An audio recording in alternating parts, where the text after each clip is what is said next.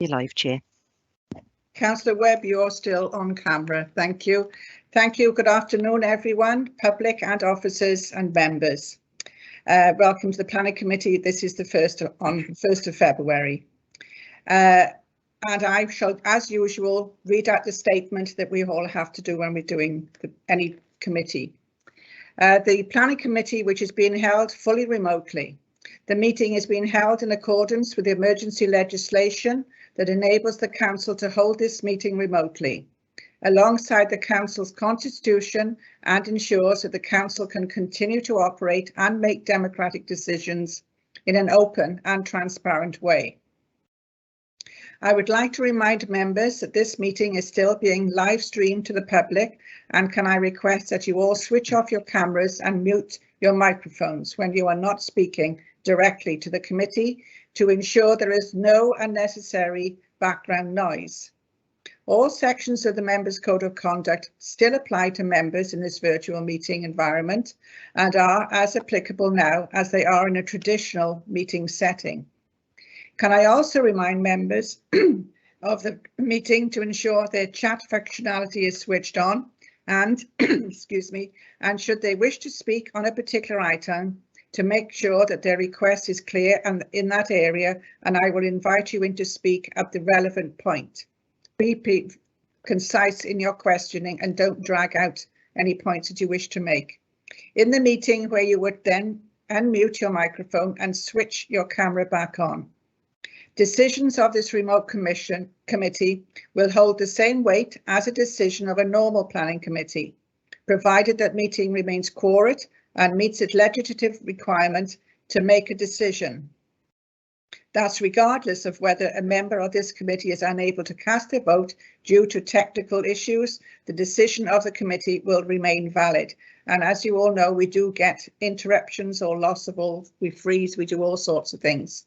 But anyway, that is the statement I always read out. So welcome you all now to the Planning Committee this afternoon.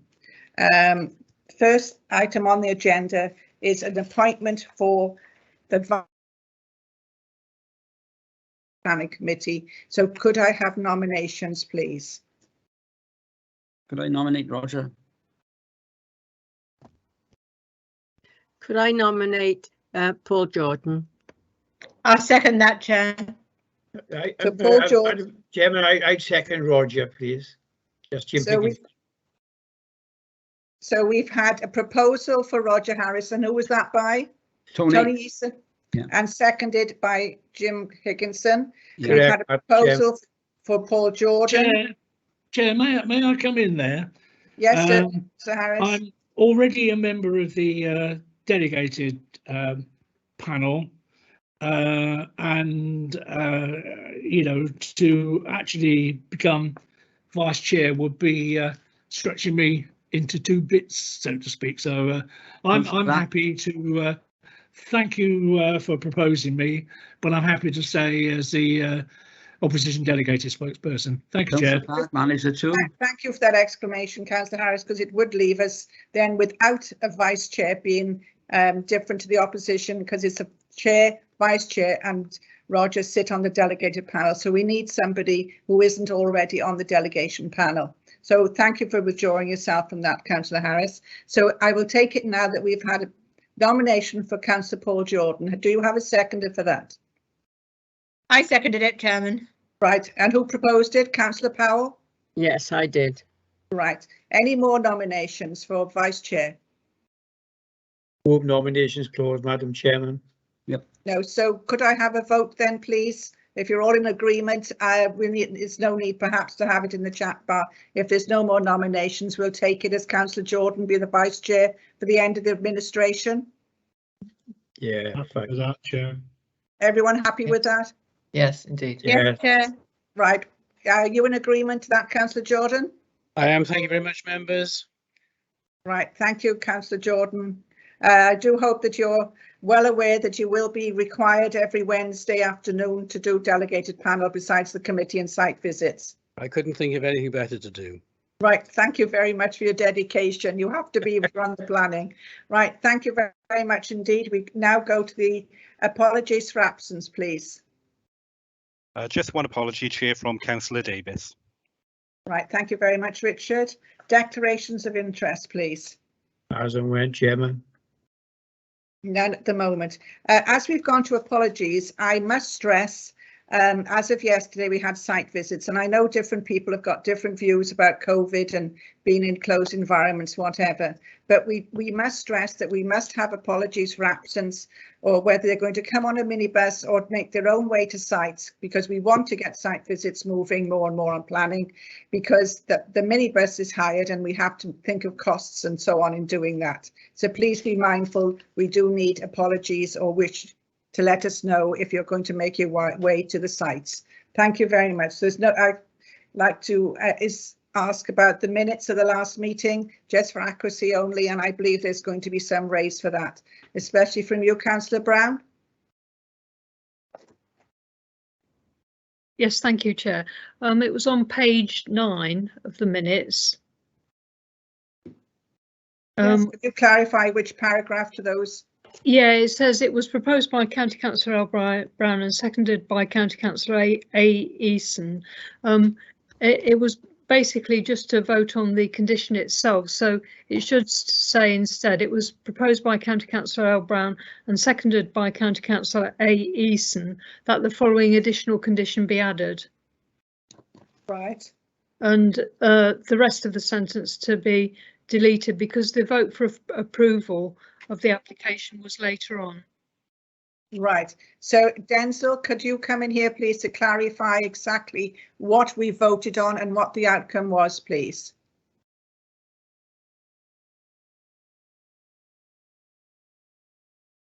Thank you, Denzel. Please identify yourself. Yes, my name's Denzel. I'm the solicitor advising the planning committee.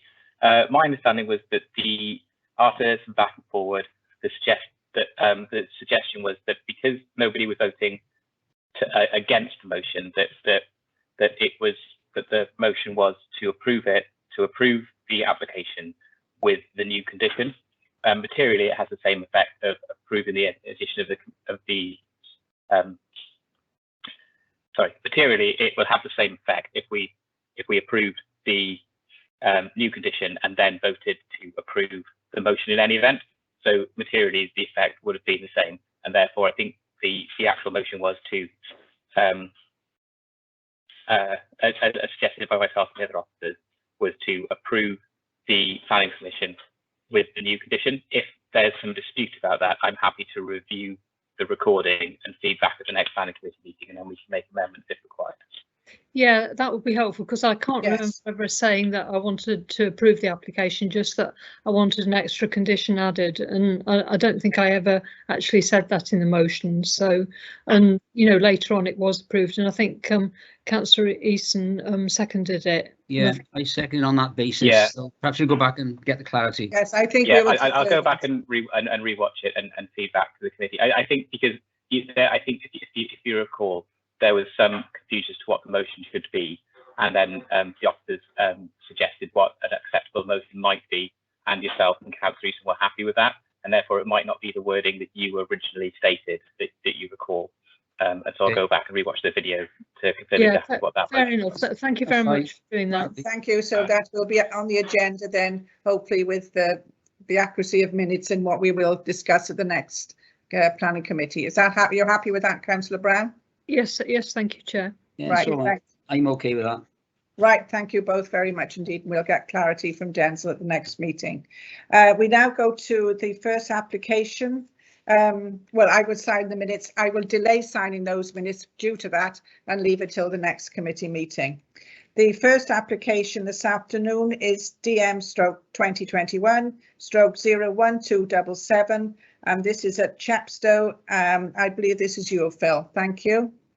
Thank you, Chair. Yes, I'll be introducing this one. I'll just share my screen with you and get the presentation up. Please introduce yourself and your position, Phil, in case there's somebody live streaming that hasn't been aware of you. There we go. Yep. Sorry, can members see that just before introducing? Yes. Yep. Thank you. Thank you. Yeah, my name is Philip Thomas. I'm Development Services Manager with Monmouthshire County Council. So this application is DM 2021-01277. It's at Chepstow Athletic football ground, which is in the sort of towards the periphery of the town, in the Larkfield area off the A48 that heads into town from the High Beach roundabout. So the application seeks 2 new spectator stands and retrospective permission for an existing 100-seater stand.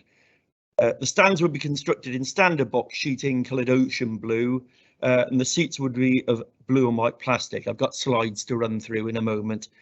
The 50-seater stand would be adjacent to the existing stand. I'll show you a location on plans and photos in a moment, and would measure 2.8 metres in depth and 9 metres long. The existing 100-seater stand is just under 14 metres long and 2.8 metres in depth also. And the new 100-seater stand would be on the northwest side of the pitch, nearer the clubhouse, and would be the same size as the existing 100-seater stand. All the stands would have a mono-pitch roof with a maximum height of 3 metres. And the application also seeks the relocation of a timber fence around the car park, which will then help to increase the capacity of the car park by 11 spaces. So yeah, so members can see the existing arrangement. That the clubhouse is in that sort of beigey colour there. Obviously the football pitch is there. The blue is the existing 100-seater stand, and the grey area shows the car park. And then that's a sort of angled view of it. So that's the existing sort of axonometric drawing showing the existing stand. It hasn't got planning permission. I think they inadvertently put it in without permission, not realising they needed it. So we've included it within this application. So that's under consideration as part of this holistic proposal. Is the proposed drawing. So it includes a 100-seater stand, which is there between the clubhouse and the existing stand. The 50-seater stand would go in. And then there's a large tree which is to be retained, which is not affected at all by the proposed 50-seater stand. There's plenty of room between it and the stand. And then another 100-seater stand would go on the other side, the shorter length of the pitch, nearer the goal there, nearer the clubhouse. And this drawing shows the extension to the car park. There's actually a sort of storage area which we saw on site yesterday, and they would put some of the 11 spaces would extend into that area, so that there's a bigger car park. And then that's plan drawing showing the proposed areas, stands. And then that's the existing stand. So that's the existing 100-seater stand. The 50-seater stand would go directly next to it to the left. There's a big belt of trees to be retained behind it, between it and those stands and the housing beyond. That's the gap. So the 50-seater stand would go in there, and there'd be plenty of room between it where it terminates and the existing mature tree to be retained, and then the clubhouse. And then the other stand would go to the left over here, sort of roughly in front of where that old Countrywide building is. Yeah, so in this sort of area here. It's a close-up of the stand, blue seats, ocean blue cladding. And that's a shot looking over towards the pitch from nearer the clubhouse, and that mature tree to be retained is on the left there. And those are the sort of key issues which I'll leave on the screen for the moment. So the main issues are visual impact, effect on local parking conditions, and impact on residential amenity. The design of the stands is determined by the function, and it's considered acceptable in this location. It's a standard design and form. The stands will provide 4 tiers of seating facing towards the pitch and away from the surrounding residential properties.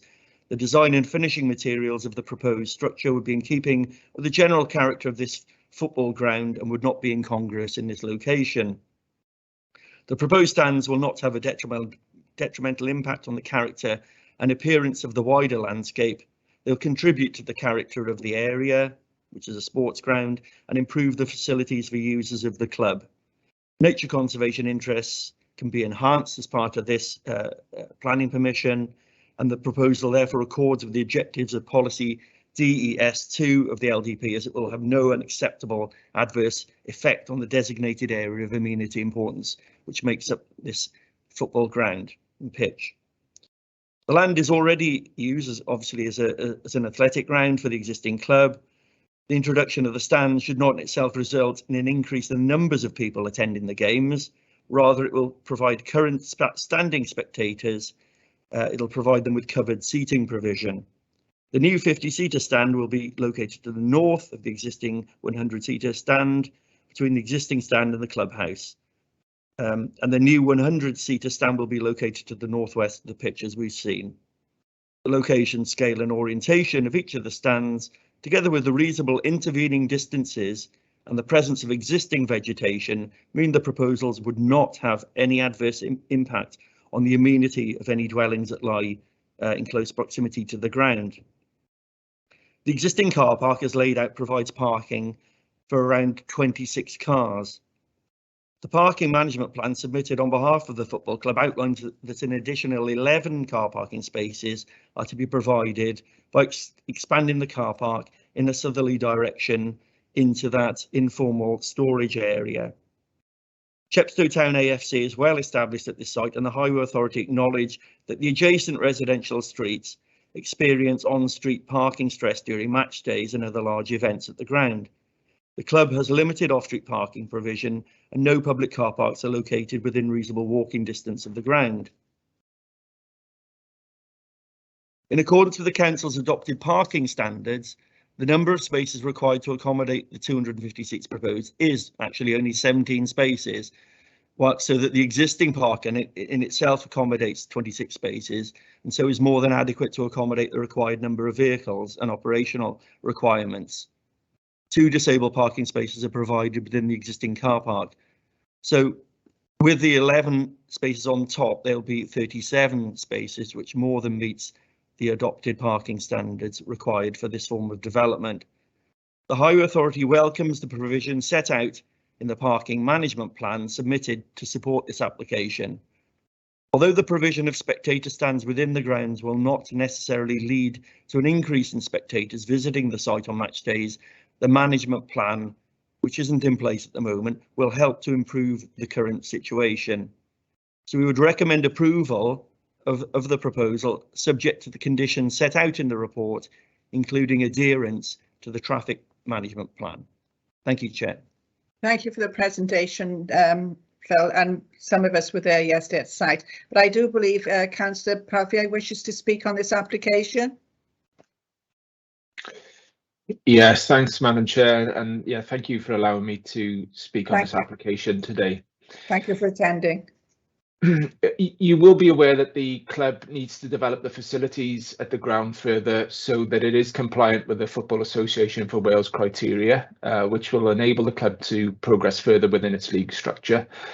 Of course, extension of the facilities is no guarantee of promotion, and additional seating capacity may never be fully utilised.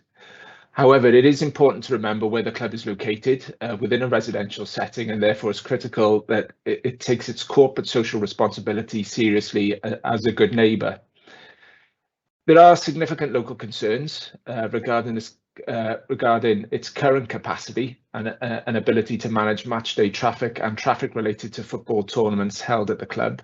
So these additional proposals have understandably heightened those concerns. When I met with the Associated Planning Officer and the club secretary some months ago, I did stress that it was critically important that the club could evidence the steps it will take to properly manage both on-site parking and off-road traffic.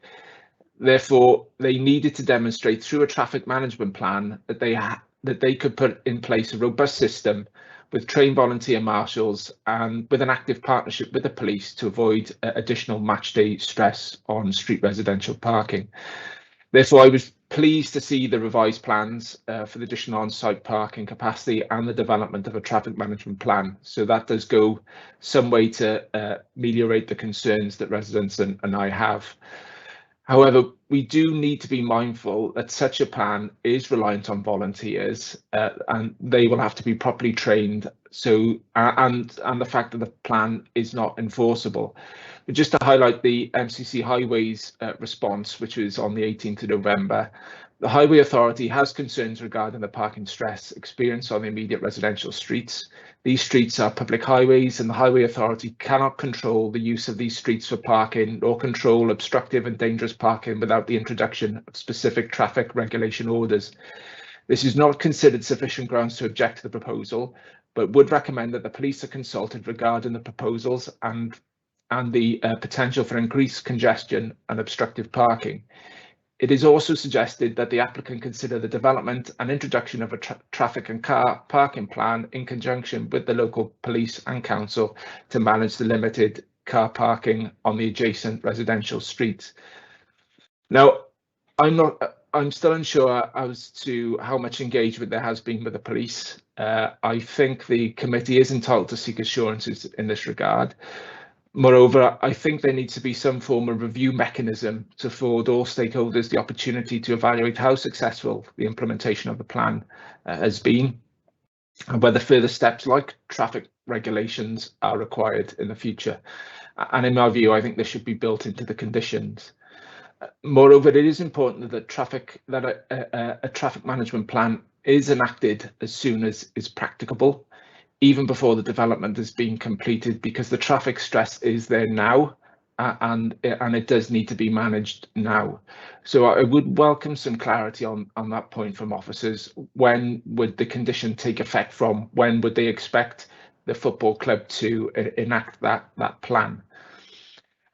I did question the siting of the two new stands with a club official, and whether the new 100-seater stand planned for the changing room end could go next to the current 100-seater stand that's in situ, and the smaller 50-seater stand go there instead, as it would mitigate some concerns from those neighbours who perceive that they would be visually impacted.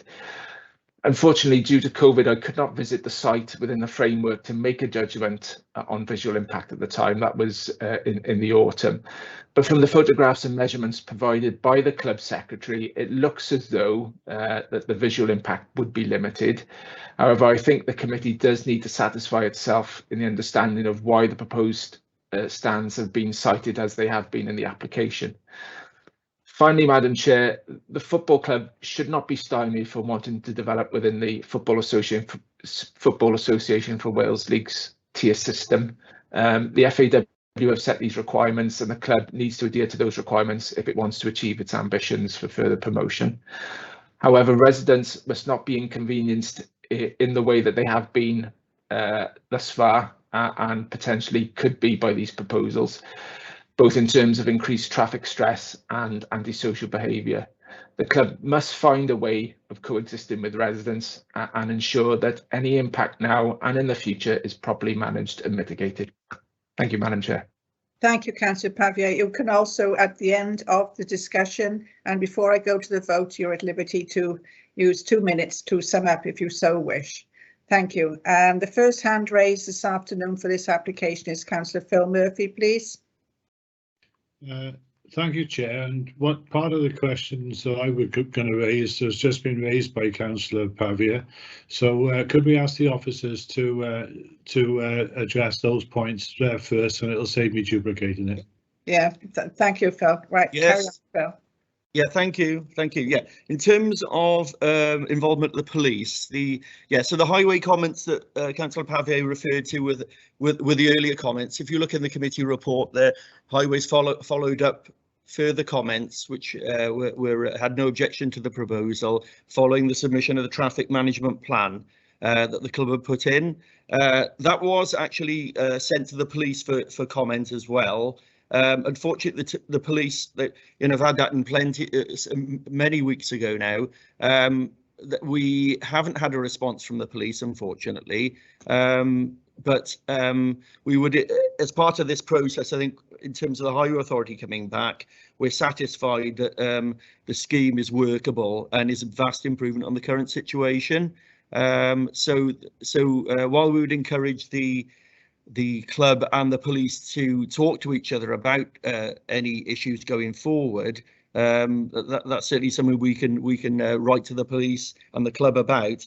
that there wouldn't be grounds to object to the proposal on the basis of the level of parking and the provision of a traffic management plan in place now, which is a vast improvement on the existing situation, which we appreciate has resulted in that parking issue being raised. So just to emphasise, highways are now satisfied with the scheme, subject to the imposition of conditions.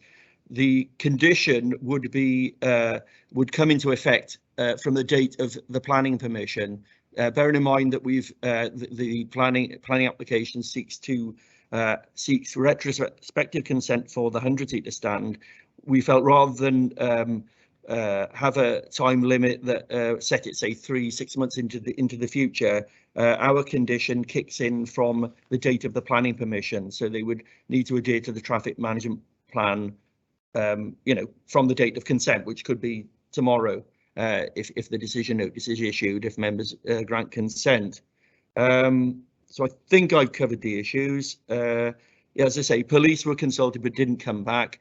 But in terms of enforcing any parking issues, that would be a matter for the police and highways.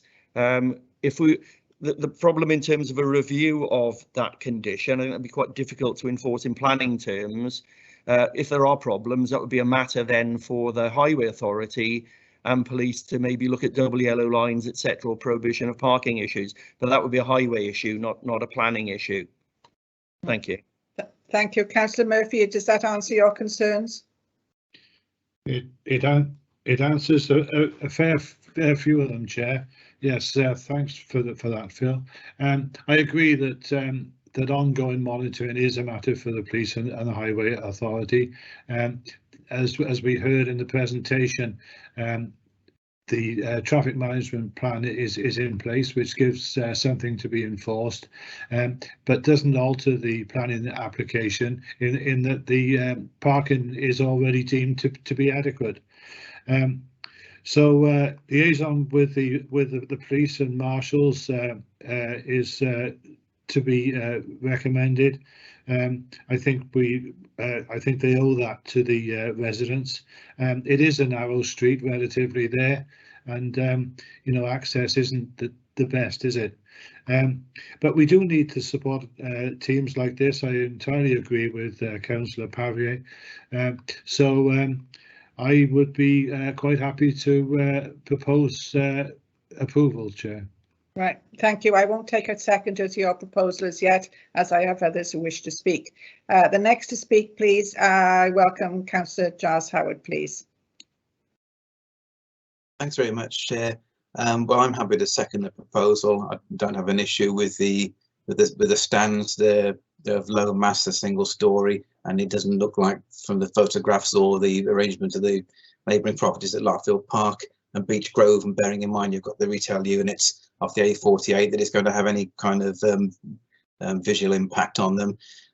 Just one question though, and Phil did touch on this a little bit, and it's that car park management condition there.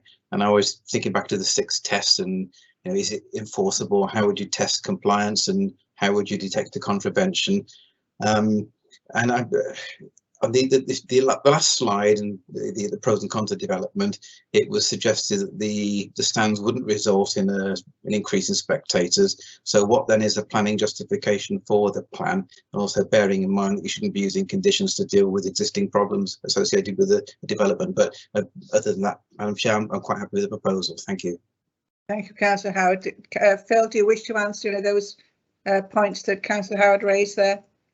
Yeah, it's an awkward issue. It was raised by highways. I suppose the approach we've taken is that they're applying retrospectively for an existing stand.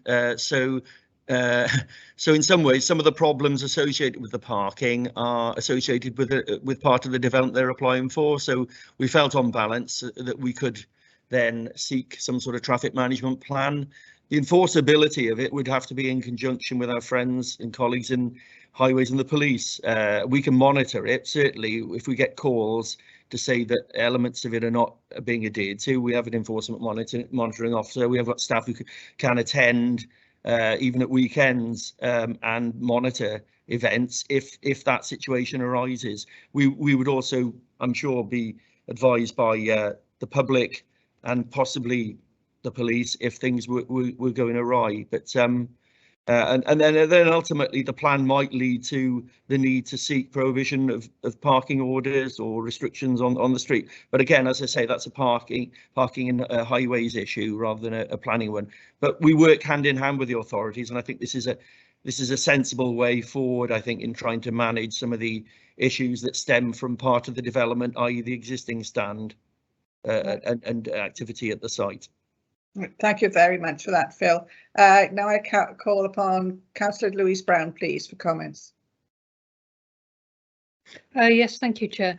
I think Councillor Pavia in his original comments mentioned about traffic regulation orders, because obviously the problem with a car management plan is possibly the difficulties with regard to enforcement, and I wondered whether or not a condition could be added about having a traffic regulation order subject to consultation with local residents in case the traffic management plan didn't operate as it was supposed to, you know, and ask for a contribution from the developer of the stands with regard to this, because there could be traffic regulation orders on double yellow lines. Now, residents don't always like those, because not only does it stop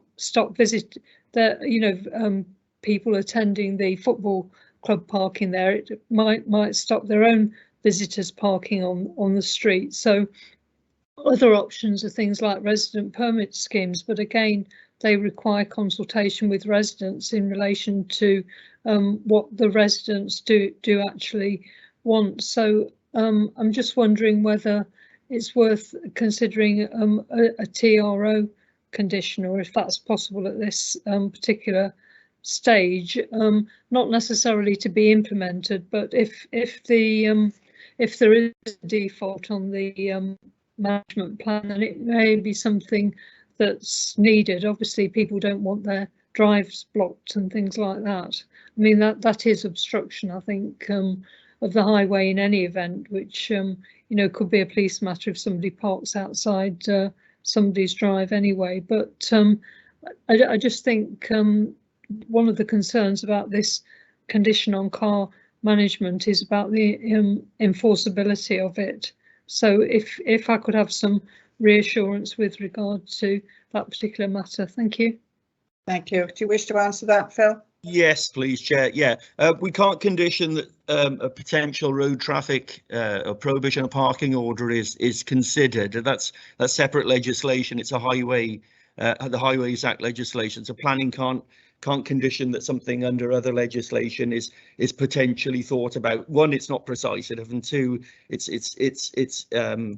it's covering issues that would be properly dealt with under other legislation, i.e. highways legislation. So it wouldn't meet the tests in the circular to be a valid planning condition. I mean, what the traffic management plan is a vehicle then to try and manage the situation, and then if it doesn't solve the problems, then that's when the likes of highways and police then come in to look at the situation and consider then the potential issues of traffic prohibition of parking, traffic orders, that sort of thing, as a sort of next step, if you like. So planning tries to manage the problem in a sensible way. If it's not working, then the sort of harder line sort of issues are then thought about under the guise of the highway legislation. But that's certainly not a matter that planning can get involved in. That's for our colleagues in highways and with liaising with the police. Right. Thank you. Very quickly then, Councillor Brown. Yeah, I mean, I have come across previously on planning matters, you know, conditions attached, you know, with regard to speed limits and other highways issues. You know, so I'm surprised that TROs can't be considered. Thank you. Thank you, Councillor Brown. Councillor Easton next, please, and then Councillor Harris. Just quickly regarding information. When Councillor Pavia made his speech, he made the comment which Councillor Giles Howell has picked up as to say that the stands may be there, but it may never be used. I'm not saying they won't never be used, but they would be there to allow Chepstow Football Club to be able to pass up the pyramid of the Welsh Football Association. Without the facility there, they would be restricted on what they could actually aspire to. So perhaps Councillor Pavia could touch on that when he comes back to us, if he's going to sum up. Thank you, Chair. Thank you, Councillor Easton. Councillor Harris next, please. Thank you, Madam Chair. Yeah, parking places are increased. There's going to be a management plan put in place. It's highly unlikely that vast extra numbers will be coming there. So I'm happy to put my hand up and support this application. Thank you, Madam Chair. Thank you, Councillor Harris. Anybody else now wish to comment? Otherwise, I shall ask Councillor Pavia to sum up. Right, Councillor Pavia, please. Yeah, thank you, Chair. And can I thank planning colleagues, obviously, for their scrutiny and deliberation of this. In terms of the police, I heard what Mr. Thomas said. It's obviously unfortunate they haven't been able to comment on the application. Hopefully they have seen it, but that may not be the case. Obviously, if this goes through, I would hope that that officers could sort of relay this to highways, and potentially the council could be a facilitator in that engagement between the club and the police. So it really is critical, particularly in terms of the ensuring that the volunteers have the confidence and the training to be able to undertake the tasks that they will be charged to undertake. In terms of what Highway said in terms of its follow-up, I appreciate what obviously what they said. That the traffic management plan is a vast improvement, and hence why they took away their earlier concerns. I suppose the follow-up to that is that they've highlighted the stress on residential streets at the moment. That is in place there now with the current the current facilities that are there. With the expansion of the facilities, that will only get worse unless it's properly managed. So the stress is there now. It's not the case that the traffic management plan is going to take away all that stress. That stress is still going to be in place, but hopefully that it will be managed in a better way. And I'm pleased to hear that from Mr. Thomas that I suppose that condition will be for the football club to take on that traffic management plan with immediate effect, or from whenever the planning is passed. I'm pleased, obviously, to hear the comments from Councillor Brown. I would say residents have raised those concerns with me already, and I've raised the possibility of prohibition of parking, either through a traffic order or through residential parking. I mean, that would be the last sanction for me. It does take away some facilities from local residents if that has to be put in place. I hope that the traffic management plan will ameliorate some of those issues. But I would certainly be open to further public consultation if that is the case. But it's understanding, I suppose, that if we can't put in into the conditions a review mechanism when that would happen, I suppose it's potentially at the end of the season would be an opportune point. If the plan is put in place within the next month, 6 weeks, then there would be a potential opportunity to review at the end of the season. But just to conclude, thanks, Madam Chair. Thanks for giving me the opportunity to speak on this application. Thank you, Councillor Pavia, very much indeed. I'm going to go to the vote now, and I believe it is proposed for approval of the application by Councillor Murphy and second by Councillor Giles Howard. Could I have a show of hands? And I believe Denzil will go into the chat bar. Yes, Chair. That should go into the chat bar. Can I just clarify? It looks as if Councillor Becker has only just been able to join us, and I believe therefore that he shouldn't, just to be clear, that he shouldn't now vote in this instance. It's the same as if he'd been out of the room in County Hall and then entered the building. Yeah, thank you for that explanation, Denzel, and I think all members should be aware of that. If they're not there when they're scrutinising an application, they do not have the right to vote. Thank you, Denzel. The vote is now in the chat bar. If you could possibly cast your vote, please.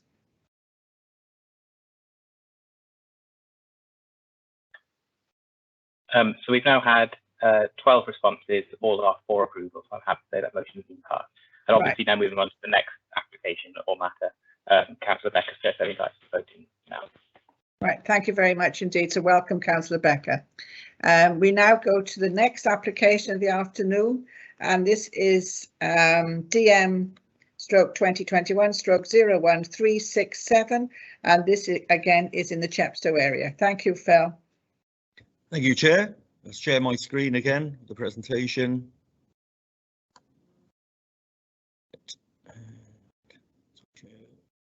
Slide. Right, let's go to the next slide. Right, okay. So this application, it was again when we visited yesterday in the heart of Chepstow. It's a change of use from a building which was formerly in offices or was last lawfully in offices to a single dwelling with associated works. And it's Ashborne House, which is also number 33 Bridge Street, Chepstow. So Ashborne House is a 3-storey property. It's existing layout as offices. And that's it. Lovely Victorian, Georgian balanced classical sort of frontage, 3-storey. It was originally built as a dwelling, but 25 years ago it was converted into offices. Although now vacant, offices were its last lawful use. It occupies a prominent position with the property fronting onto Bridge Street and the rear facing towards Chepstow Castle. There is vehicular access through the castle car park, and there is a large car parking area at the rear of the property within the existing curtilage of the property. It's finished in render, white painted render with a slate roof, and it's grade 2 listed and located within the conservation area. That's existing. So that's its proposed layout. As a single dwelling, there's minimal intervention. It's actually very few changes. The frontage, for instance, won't change. There's some minor changes. A French window we put in here, patio doors, if you like, and a roof light or lantern will be put in the kitchen, and a fresh flat roof put over the kitchen, as it's just a standard felt roof at the moment. So those are some of the changes. So those doors are going in instead of the windows that are the window that's in there at the moment. That's the roof lantern to add light into the kitchen.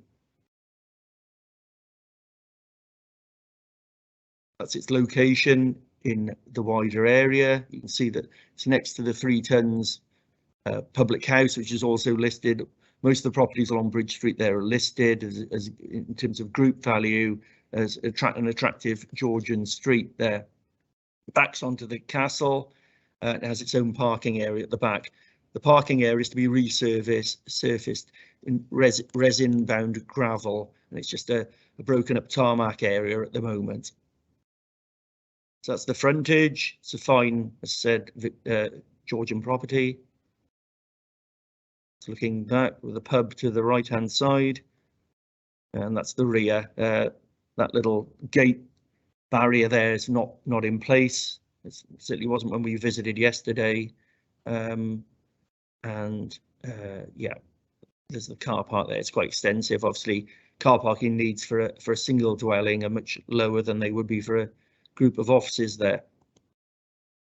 It's looking back towards the rear. It's very imposing, attractive property. And that's the properties to the right, which form the terrace running down the hill, backing onto the castle.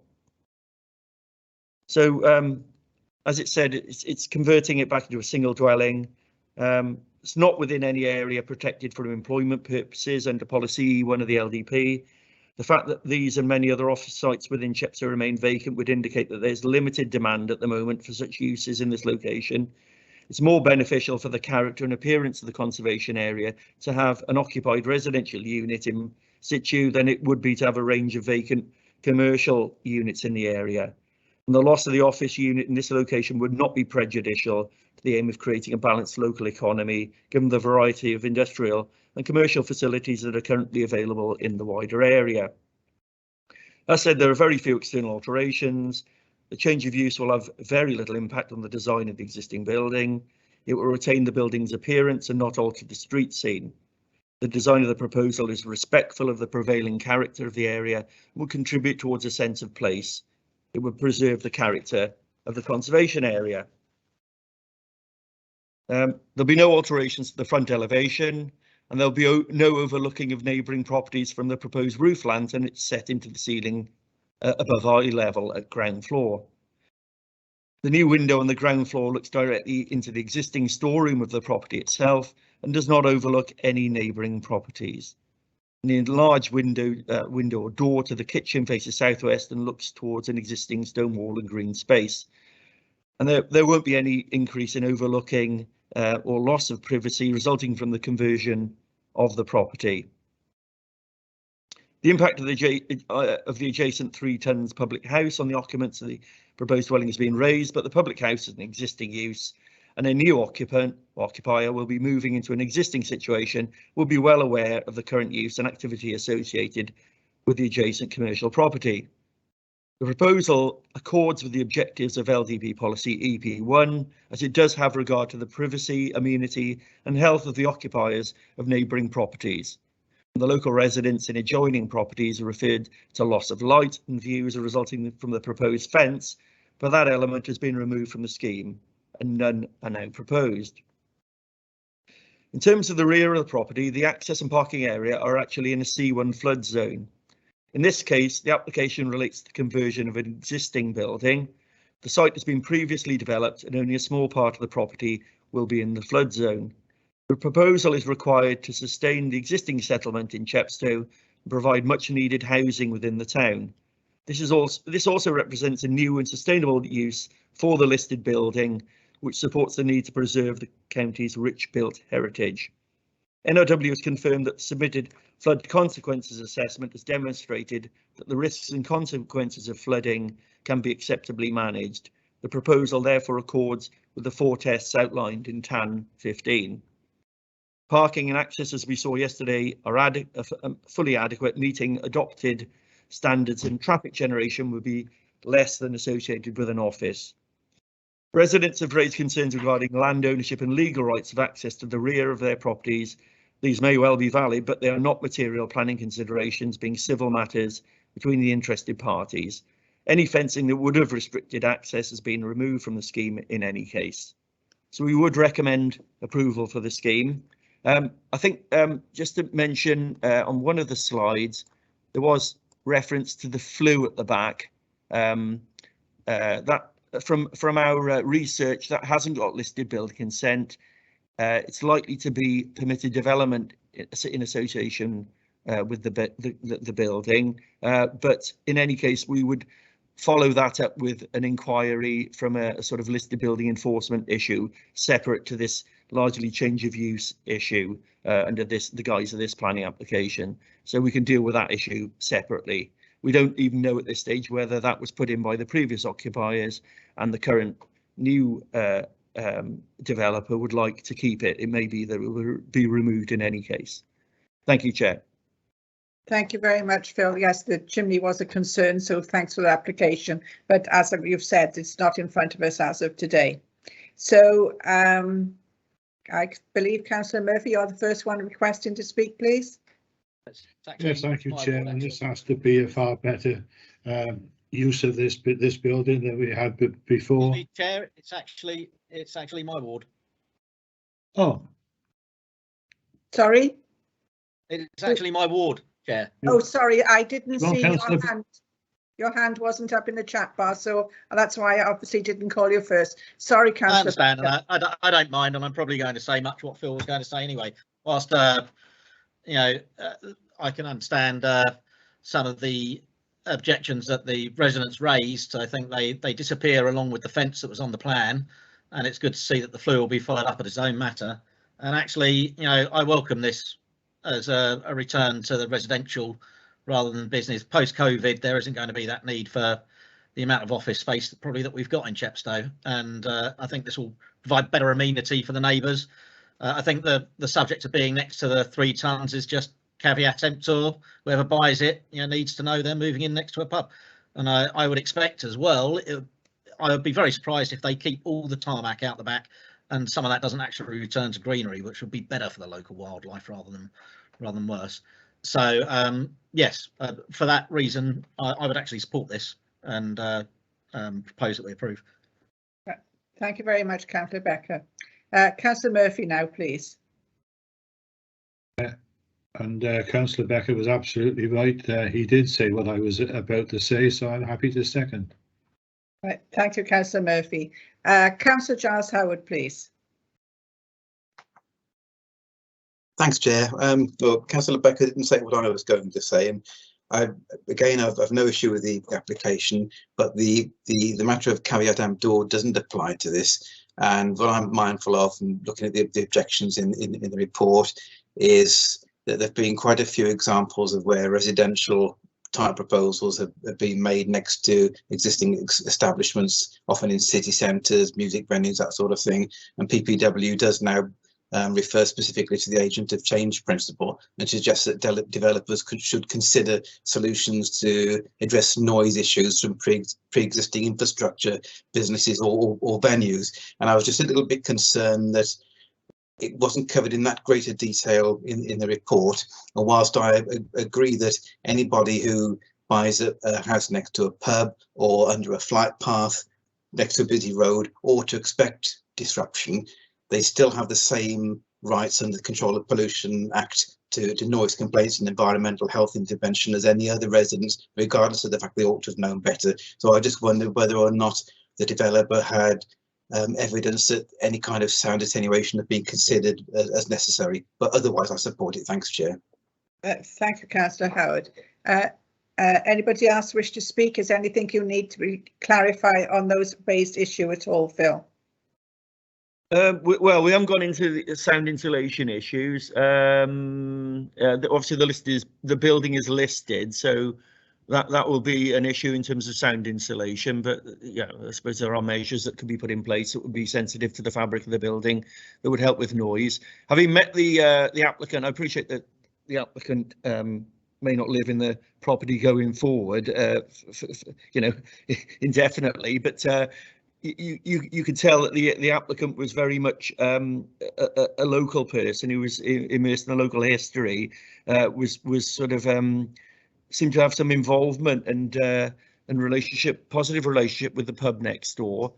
So I wouldn't expect any animosity to develop between this particular party and the public house. We could perhaps put an informative that they consider the need for sound insulation in terms of protecting their own interests in relation to the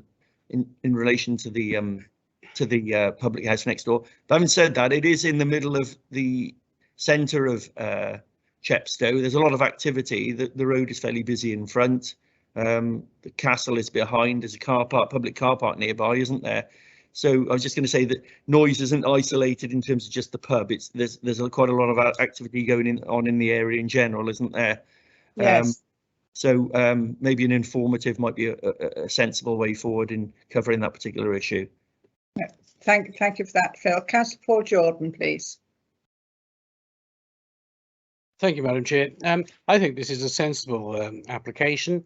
There must be throughout Monmouthshire a number of redundant office spaces, perhaps on first floors of buildings, and I think if we can bring those properties back into residential use, it'll be a benefit for the whole of the community. Yeah. Thank you, Councillor Jordan. Fully agree with that, because obviously more people will continue working from home if it's possible, and we won't need the office space and people travelling to and from offices. I believe there's no one else that's got a raised hand, so I do believe that Councillor Murphy moved for approval and seconded by Councillor Howard. Could I have a show of hands for the approval, please, with the informative that Phil suggested about the noise?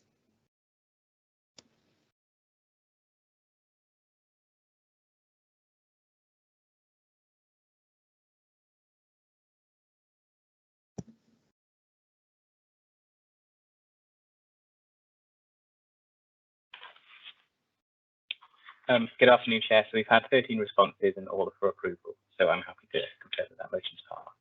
Right. Thank you very much for that, Denzel. We go now to the last application of the afternoon, and this is DM stroke 2021 stroke 01421, and this is at the old station at Tinton. Thank you, Andrew. I'll leave you to introduce yourself. Thank you. Yes, thank you, Chair, and good afternoon, members. My name is Andrew Jones, and I am a Development Management Area Manager. If my colleague Phil could share the slides, and I'll begin the presentation.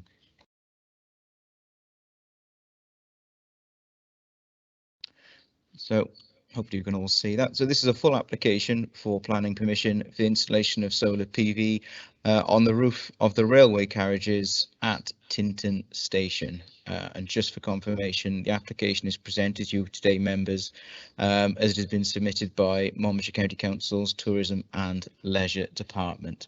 So the site, the slide on screen just confirms the site. I think most of you members are familiar with that. It's just to the south of the A466 at Tinton Station.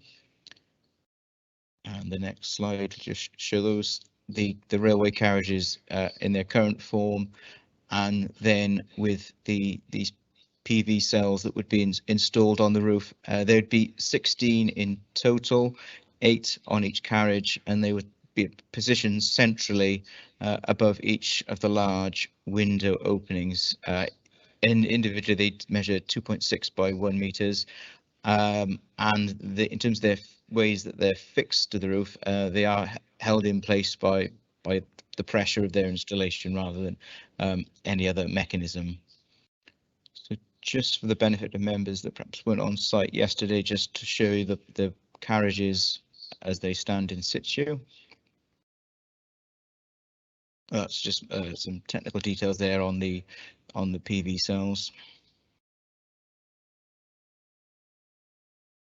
Yeah, these are the two carriages that would site them. So in terms of our consideration and assessment, this forms part of a larger scheme to decarbonise the site and to improve visitor facilities, and it's anticipated that their annual output would be approximately 3,400 kilowatt hours, and that number is slightly reduced given the shaded location of the site. In terms of principle, there is overarching policy support providing in PPW 11, which encourages facilitating the move towards decarbonising the economy and reducing our reliance on energy that's generated from fossil fuels. And it also encourages the use of renewable energy and actively managing an ongoing transition to low carbon. In terms of the adopted LDP, policy, SD2 sets out the proposals for the installation of renewables and low carbon technologies on existing buildings will be permitted subject to detailed planning considerations, and I'll just touch through the key detailed planning considerations now. In terms of visual impact and wider landscape impact, it's certainly acknowledged that the site is within the grounds of the Grade 2 listed station building, as well as the Grade 2 listed signal box, and the site is also within the Wye Valley Area of Outstanding Natural Beauty. But just to confirm that the carriages themselves are not curtilage listed. So whilst officers are very much aware of the particular sensitivities of this site, officers are satisfied that these PV cells are lightweight and would not cause unacceptable harm to the setting of the listed buildings. The council's heritage officers have been consulted, who raise no objection and note that they are a light touch that would follow the current roof form of the carriages. And I think importantly, the cells are also readily reversible, and members will have noted in the recommended conditions in the officer's report that they would have to be removed should their functional use cease. So given the modest scale of the development and their discrete location on the carriages within the mature vegetation, officers are of the view that the proposal would preserve the character of the wider area of outstanding natural beauty. Having regard to ecology, an ecological survey has been undertaken as part of the application, This included external and internal daytime inspection of the carriages that was carried out last May, and in the carriages found no evidence of the presence of bats. But notwithstanding this, a condition is to be attached to ensure that no works take place between March and the end of August, to ensure any potential harm is negated, and also further ecological enhancements would be secured for birds via appropriate planning condition. Now, there have been third-party concerns raised, and these are in particular reference to the historic setting of the listed buildings, and as noted, the wider value of the AUMB. But for the reasons I've detailed, it's not considered that the provision of these PV cells would cause unacceptable harm to either, and is in accordance with the relevant local and national planning policy requirements. So in conclusion, Chair, application has been very carefully considered by both officers and our consultees, and subject to the conditions set out in the officer's report, it's presented to you today with a recommendation for approval. Thank you very much indeed, Andrew, for that explanation of it all. And some of us were there yesterday at the site visit. I believe Councillor Webb, this is your ward. If you'd like to make comment first of all, please. Yeah, thank you, Chairman, and thank you, Andrew, and for the full report, and also for the extra details of the panels. Thank you for that. Well, Chair, this application is part of improvements and quite considerable investment on this site, so I welcome the addition of these panels. It concurs with this council's commitment to our carbon reduction policy, and I would fully support this application. Thank you very much. Right. Thank you, Councillor Webb. Councillor Becker, I believe your hand is in the chat bar next, please. Thank you, Chair. Yeah, I mean, I've spent a lot of time at this site, as I'm sure many others on the committee have, with children and visitors, and actually seeing some renewables installed there, I think actually will enhance the area and make us all feel like that we're taking care of the greenery that we're surrounded by. So, especially given that we're not going to be doing anything in the months where there might be bats looking about, I would move approval. Right. Thank you. You wish to second that approval, because I believe Councillor Webb. Oh, sorry, I'll second that. All right. Thank you very much. Before I go to the vote, though, Councillor Becker, I will take comments, please, from Councillor Giles Howard. Thanks, Chair. Could Andy just explain a little bit more about the objection from the Friends of Tinton Stations? I was reading through their letter, and some of it seems to apply to another application for a shower block that we haven't had sight of.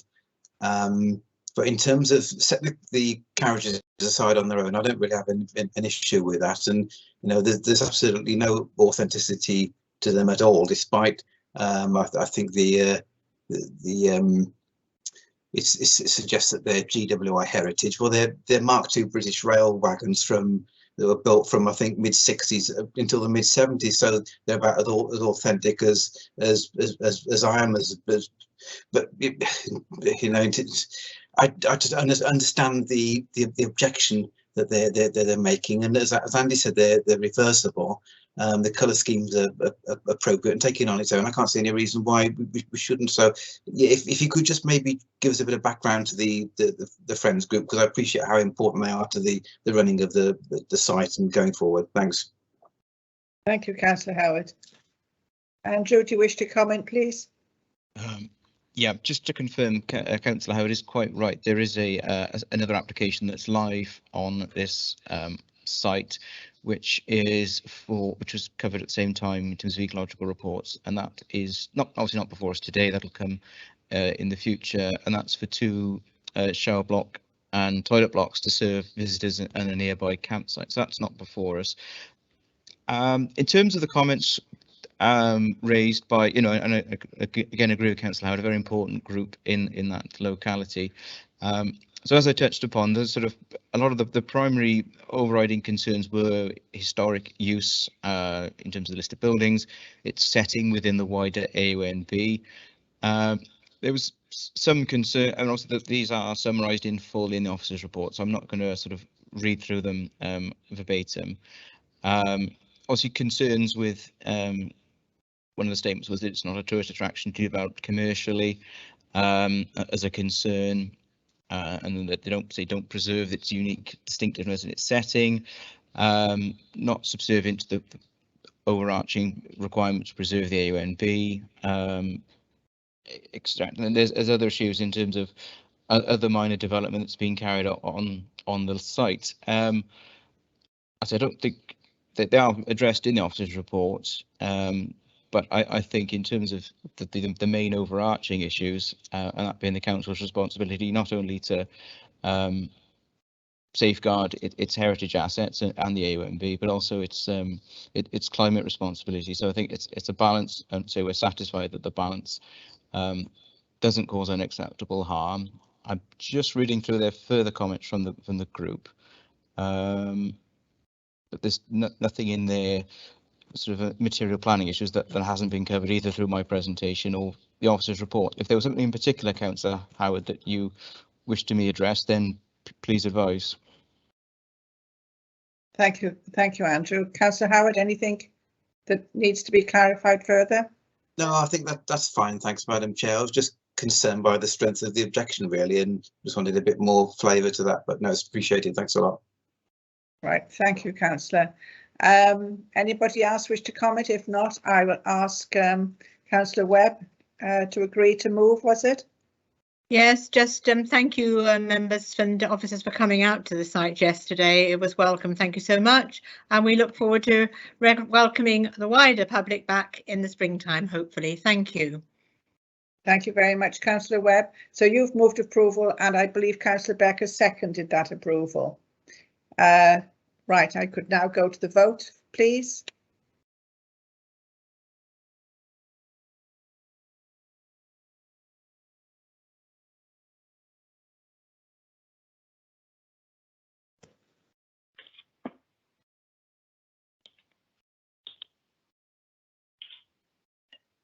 Good afternoon, Chair. We've had 13 responses, all for approval. Can I just ask if I'm able to say something after you confirm the vote, if that's all right? Thank you. You wish to comment further later on, is that Denzel? Yes, I've had a number of questions sent to me outside of this about the previous application. So if I could just like to address that, if that's all right. Thank you. Right, is that after we've closed the meeting? Well, no, after we've concluded this item. Sorry. Right, thank you. Well, that item is concluded. If you wish to comment on what you obviously wish to say before we go to the last, or do you want to go to the last item on the agenda and then do it? No, I'll just briefly mention it. I've had a couple of questions because I think it's been previously agreed by planning committee that once a motion has been made and seconded, then it can move straight to a debate unless someone's proposed an amendment. And so some people have queried why we didn't do that in the previous item and in this last item as well. I'd just like to address that to the meeting. Carry on. It's obviously at your discretion, Chair, how the meeting progresses and how you want to handle that. What I would say is that the reason that we would ask members to hold off from forwarding and seconding motions until the debate's concluded is precisely to avoid that sort of complete confusion and the need for the Chair to make that sort of discretion. So ideally, what should happen is we should have the full debate, and then once everyone's had a chance to have their say, we can have motions forwarded and seconded at that time. Particularly as we've seen in that last item, it was forwarded and seconded, and then a detailed discussion continued, and it therefore leaves us ambiguity as to how we should get for the Chair as to how best to proceed. I don't think that either of these items we've had have been materially affected in any way, as it was unanimously for approval. However, I think members could just bear that in mind, that I'm confident that it was dealt with correctly by the Chair, and going forward, to avoid that sort of confusion, if we could try and hold off from indicating how you want to vote until we've had the debate in full. Thank you. Yeah, thank you very much indeed. Although I do believe, before I do go to the vote, I generally ask, is there any further comments first, and then ask them then to renew what they wanted to move and to approve. Anyway, thank you for that, Denzel. The last item on the agenda is now for the appeals. Who's going to comment on that? Thank you, Andrew. Yep, thank you, Chair. Just wait a moment for the slides to come up, just so I can talk you through. Okay, so I think most members will be familiar with this site. This is the Raven's Nest fishery site. We just to give you a little background before we go into the appeal. Some time ago, there was a lawful development certificate granted on the fishery site for the siting of a touring caravan to be used ancillary to the running of the fishery, which was granted some time ago. Since then, a timber cabin was erected on site in a different location.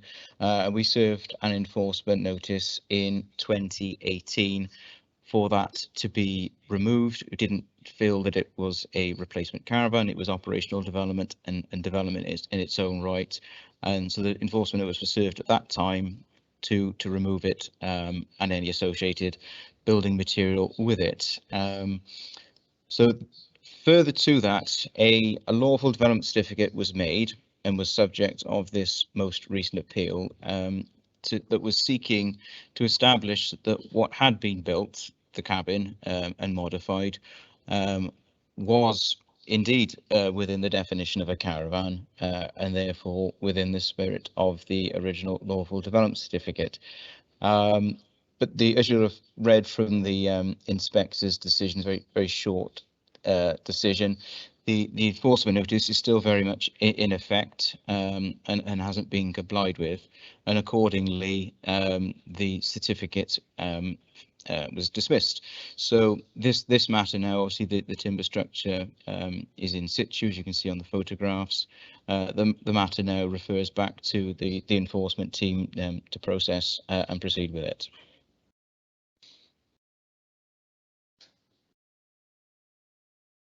So it's just some, that was the structure that was erected. And, yeah, I don't know if the photos have you seen the photos? No, so that's it covered. Apologies for quality. That shows it slightly zoomed in, but so it's in short, the lawful development certificate failed, the appeal was dismissed, and say it now turns back to the enforcement team. Well, thank you, Andrew. It's quite a long time since the committee went there. It's a good many years. When there was a caravan on site, so I can't remember how long, but it's certainly before this administration.